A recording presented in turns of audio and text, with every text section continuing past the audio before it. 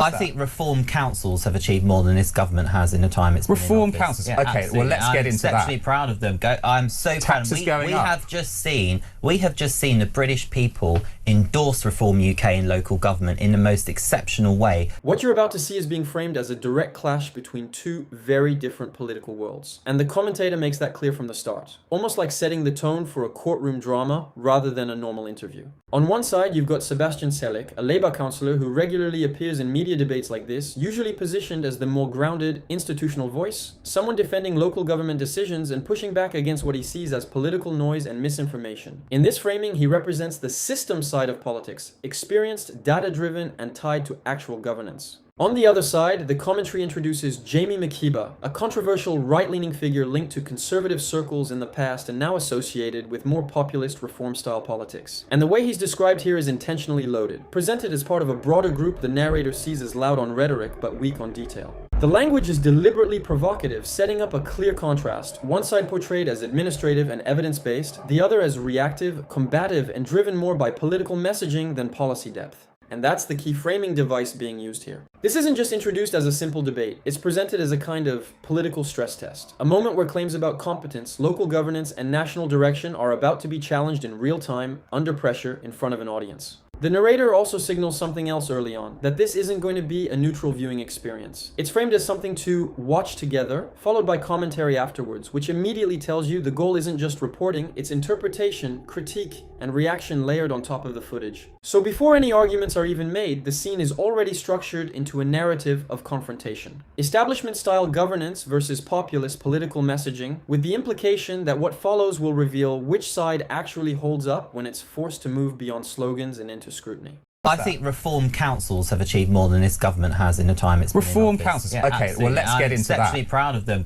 I'm so proud. We have just seen the British people endorse Reform UK in local government in the most exceptional way, because our record of delivery in local government is exactly the opposite to the government. We said we would do stuff and we've gone in and we have done it. I'm going to prove the opposite of that. Well, you said in Kent County Council you were going to go in and cut council tax. You're going to reduce council tax. We didn't say that. You did. It's on the record. It's in national newspapers. And look, Labour keeps saying and you have done the opposite. You've increased it by the maximum amount. You have betrayed the voters of Kent. I almost wonder if we should be thanking people that say this sort of rubbish, because you speak about voters as though they don't know what they're voting for, when very clearly it says in our leaflets no mention of council tax. And actually what we have done in Kent County Council is exceptional. We have reduced wasteful spending, we've been able to invest in things that matter to people in Kent. And if you want to take other councils, look at Leicestershire. If you're a parent with an SEND child,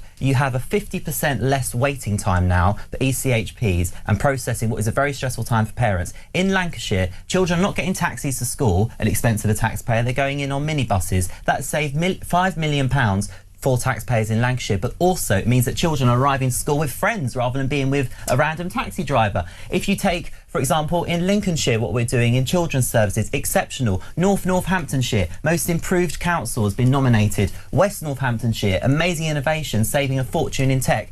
There is so many things that we said we would do and we have done it. And that is why the British people if you voted for a reform council and you have a Band D council property, or Band D property, you are paying on average 3.94% more tax than you were beforehand. If you have raised taxes on average in your councils, surely those taxes would have gone up on the watch of any governing party. Of course they would. They went up less under reform. But they went up. They went up and you less promised to cut them. We are the lowest. We are the lowest. No, we forgot. I don't think you can talk about U-turn. You turned on your promises, Jamie. Reform UK's council tax figures are exceptional, and they went on every single leaflet because we're proud of it. We have had the lowest council tax rises of any other political party. All I'm saying is if I wanted my taxes cut and I got slapped with a 3.94% increase, you're talking about national messaging, because also we said on that same leaflet we'd stop the boats. I think we all know that a local council can't do that. So what you're talking is complete nonsense. Are you worried though? Does Sebastian have a point? Are you worried now that reform could get found out at a local level? Because what you have is a 2 to 3 year dress rehearsal for power locally. Can you deliver? I'm not worried. I'm excited, because what the British people will find out is that what you want is a reform government to do exactly what your reform council has done. I'm not worried at all. I think it's an exceptional opportunity what happens for us if to the deliver. legacy of reform in local government is negative? Well, I think the Labour Party local government legacy is negative, and they won a supermajority in House of Commons, and the Tory Party record in local government speaks for itself when you just look at the finances of councils, and they were able to win a majority in 2019. Is there a limit what can be achieved at a local level? Is it a poison chalice? At a local level, all you can really do is affect local change. I think that's a reality, and your hands are tied with statutory services. But despite that, Reform UK have been so innovative. Do you know council officers quite politely say to me in my role as Director of Local Government, they politely say how energised they feel with the breath of fresh air that Reform councils bring so if it's so to their career. And if it's so successful, why have so many of your elected officials resigned immediately? They have. They have. We've seen tens of Reform councillors. Well, it's another little thing that where gets have those peddled by-elections come from, JB? There have been literal by-elections because people have got elected on the Reform ticket and they have stood down immediately. What about all the Labour by-elections? How many are you talking about? I think you need to crack the record here. How many? There are more than 10. No, there's not. I'm sorry, because I went through every single one. That's part of my job. It's not true. It's not true. I mean, let's have a look at what's happened in these May elections, and clearly there are local concerns: potholes, antisocial behaviour, policing. So that's just the warm-up. Confidently claiming on national TV that your councillors aren't quitting is a massive mistake when you're sitting directly across from someone holding the receipts. But before that trap springs, watch what happens when they pivot to the economy. This is a devastating masterclass in how right-wing populism completely short-circuits when asked for a single, mathematically sound policy. Let's watch. I think the Reform message largely is one of fear. The reason that they've gone so hard on small boats and on asylum seekers is because it's easy to say, we have all our problems here and look whose fault it is. And it's a playbook we've seen play out time and time and time again across the centuries. What I don't see, and what I would invite you to come in on, Jamie, is Farage and Reform's plan for the economy. We know that the cost of living is the most important thing. And every time you put plans forward, they get debunked and they get torn apart by respected economists. And I would love for you to have a plan. I would love for opposition parties to put forward credible alternatives, but I just don't see them. I see a lot of hope and I see a lot of fear and I see a lot of vibes, but I don't see much concrete. Well, first of all, I think it's quite ignorant to suggest that people are just blaming immigrants for all the problems in this country. Immigration is just a very good example of how unfair this country has got and how incompetent the government has been, not just this government, but the previous one too. In terms of the economy, well, personally, I would quite like to see the current government have a plan for the economy. I'd like to see the current Chancellor of the Exchequer actually start doing something to the economy to turn this country around. I am a patriot. I love my country. I want the government to succeed. That's very fair, but what would you do? Every single thing that Rachel Reeves has done has just brought destruction. Is the economy a weak spot for reform? No, I don't think so. We've got our fantastic shadow Chancellor in Robert Jenrick. He has been laying out plans. What we're not doing, which is what I think the left want us to do, and what I think even the Tories are hoping we'll do, and I haven't seen us do this, is they want us to rush our commitments. We're miles away from a general election.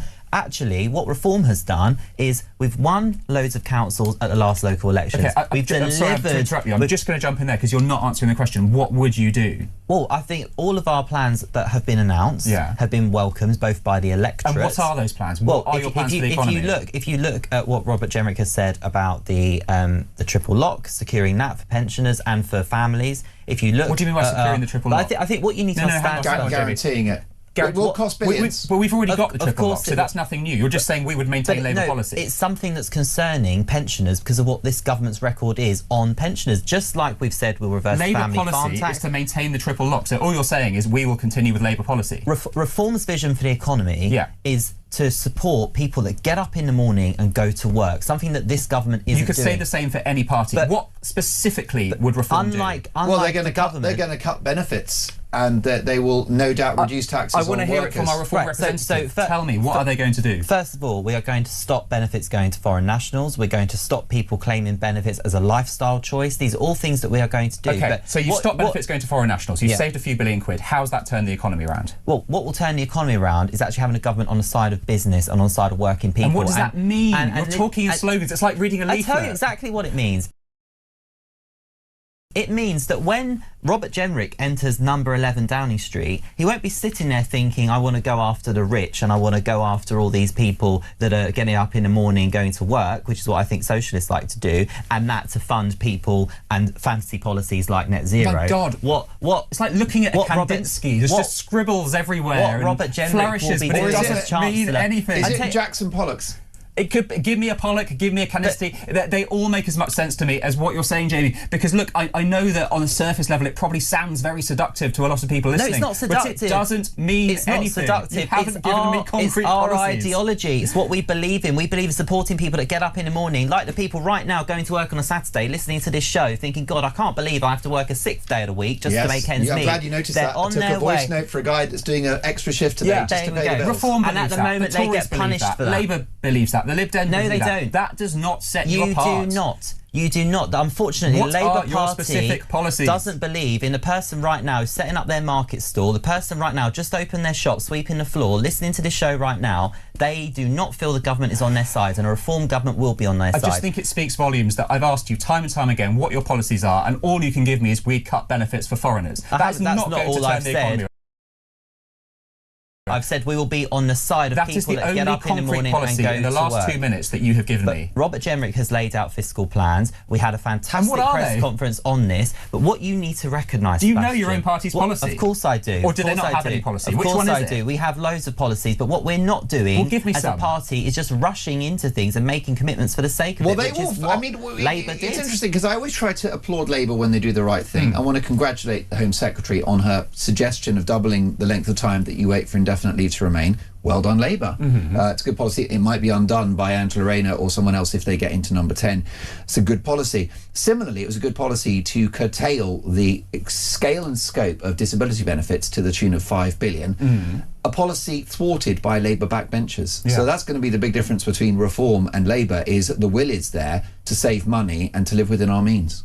Well, again, that's just abstract speech, isn't it? That doesn't translate into anything. It's abstract about £5 billion. Okay, so assume you can pass what Labour wanted to do. Again, it's reform steering a Labour policy. Assume they get it through. Well, yeah, you save £5 policy billion. That Labour that has not turned the economy around. The man working on a Saturday. No, it's not. In the grand scheme of government spending, it's not a lot of money. The man working on a Saturday morning is still working on a Saturday morning. All you've done then is people who need benefits have not got them. But do you know what would be nice? Do you know what would be nice is for that man that's doing that extra shift, or woman doing that extra shift on a Saturday or a Sunday. Yeah. Wouldn't it be nice if it meant something?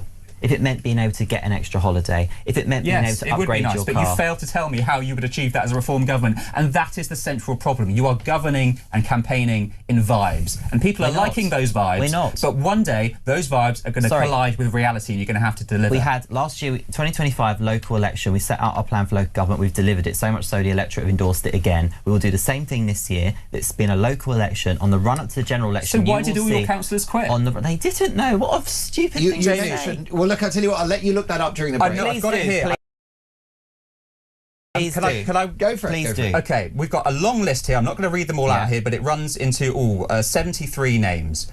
But let's just give you a few here. We've got Donna Edwards, suspended, later quit. Luke Schringer, now an independent. Suspended Desmond by Clark, our party. resigned as a councillor. Andrew Kilburn, resigned as a councillor. Wayne Titley, resigned as a councillor. John Bailey, resigned as a councillor. Sam Booth, resigned as a councillor. I could go on and sounds on like and a on. Craig There David are more than song. 70 names. And I know, and you told me a moment ago. We made love on a Monday. No, this is important. You told me a moment ago that these people didn't exist and that I was making this up. No, and I have literally read the names to you. I could bore the viewers by Googling the Labour Party list, but I won't do that. But what would be more concerning is the reasons why some of those Labour councillors have gone, such as going to prison so you're for some deflecting. horrendous crimes. That's your response to this, to deflect. I'll tell you something. Weak. That's really there are weak. fireworks in the studios. I'm going to bring you into this conversation. What you're seeing here isn't just a political exchange. It's being framed as a full exposure of how modern populist messaging holds up under pressure once it's dragged out of slogans and into actual policy detail. The commentator argues that what looks like a normal interview is actually something much more revealing. A stress test between political branding and real governing substance. On one side, you've got a structured political operator trying to break down claims into policy and evidence. On the other, a more populist style of politics that leans heavily on emotion, identity, and broad messaging about working people and national decline.